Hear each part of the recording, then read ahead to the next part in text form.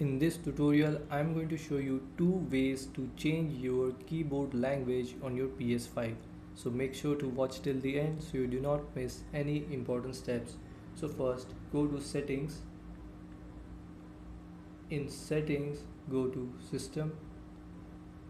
In system, go to language, and then here go to input language, and then press X on add languages, and from here select the language that you want. So for example, I'm just gonna go on Dutch and then press X, and this is the second language we have added.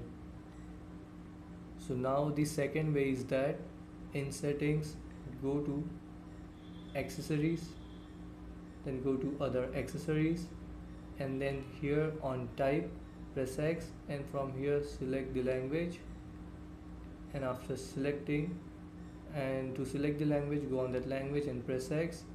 In the keyboard, type language is changed. So these are the two ways to change your keyboard language on PS5. Hope this helps you out. Thanks for watching.